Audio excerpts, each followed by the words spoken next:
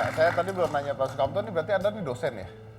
Saya tetapnya itu pegawai negeri sipil di pemerintah daerah Istimewa Yogyakarta. Oke. Tapi nyambi dosen Nyambi dosen.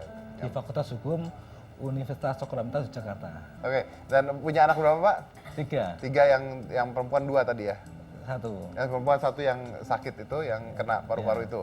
Udah sembuh. Tapi udah sembuh ya, yang Udah 2. sarjana sekarang. Nah pertanyaan saya gini, anak laki ada? Ada? Ada. Anak lakinya ngerokok nggak? Enggak. Enggak. Setahu saya enggak ya. Setahu Anda enggak? Ada di belakang. Ah yang benar. Yakin nih Pak? Yakin. Pulang-pulang nggak pernah cium-cium bau rokok gitu? Iya. Setahu saya enggak. Ya. Pertanyaan saya, apakah kalau anak Anda yang laki merokok Anda akan larang apa tidak? Saya larang. Ya. Kenapa Anda larang? Anda sendiri dulu ngerokok, ayo. Iya. Kenapa waktu SMP juga diam-diam ngerokoknya dari orang tua Pak? Iya. Jadi yang ini pasti enggak ya?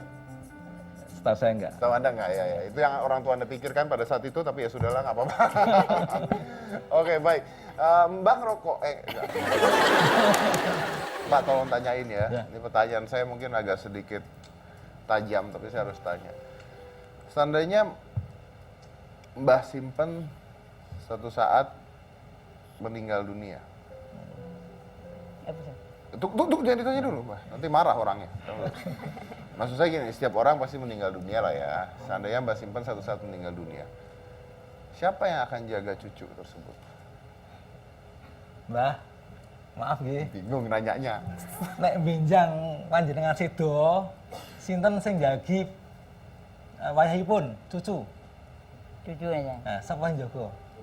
Njopo. Nek sampean mati, sapa sing jaga cucune?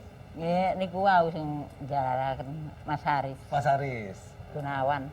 Mas Aris tadi Pak yang nemani. Mas Aris tadi itu, tetangganya itu yang jaga. Iya. Tangga. Oke, kok tahu Mas Aris bakal menjaga? Nah, kok pirsa kok ngerti nek Mas Aris gelem?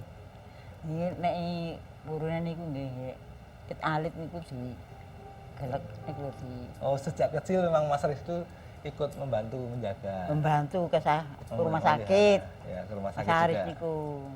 Ya. Asline nek kok saged to aras nggih si pendet ngoten lho. Aras. Mboten saged waras Oh, ngoten. umpama dia sehat tuh mau dipungut sebagai anak. Wow. Ini mungkin, ini menarik nih, karena ini mungkin inilah arti berkurban sebenarnya loh. Ya. Ya. Kadang-kadang kalau kita punya uang untuk beli kurban dan sebagainya itu gampang kan ya, maksud saya benar ya Pak ya, ya berkurban harus gampang. Tapi di sini ada seorang tetangga yang mau mengurus anaknya yang mengurus tetangganya yang dalam keadaan cacat, maaf, sedangkan orang tuanya saja meninggalkan anaknya. Dia harus berkurban luar biasa untuk melakukan hal tersebut. Ya. Di sini kita lihat bahwa ada yang namanya keluarga, ada yang namanya saudara, ada yang namanya anak bahkan ya, yang meninggalkan orang tuanya atau ditinggalkan orang tuanya,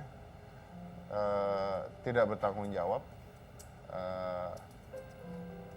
menikah, punya anak, lalu ditinggal juga, kejadian seperti itu, sudah tua tidak ada yang ngurus, kejadian juga, dan ini contoh dari ratusan ribu atau jutaan manusia yang banyak kejadian seperti ini.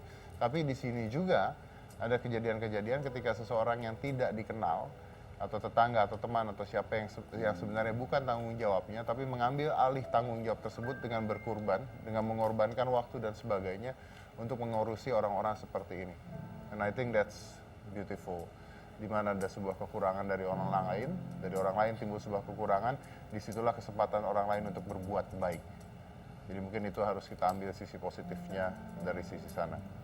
Terima kasih sudah hadir di Hitam Putih Pak, terima kasih juga Mbah sudah hadir di Hitam Putih, dan saya rasa kalau saya ngambil dari mereka berdua bahwa mereka ini percaya bahwa mereka bisa melakukan hal tersebut.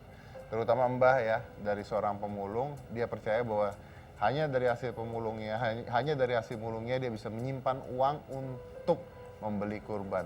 She believe that. Dia percaya akan hal itu. And that's what we have to do. We need to believe what we want. Kita harus percaya apa yang kita mau. Because by belief, we are halfway through that. Saya dari Kobus ya, Cika Jessica, inilah Hitam Putih.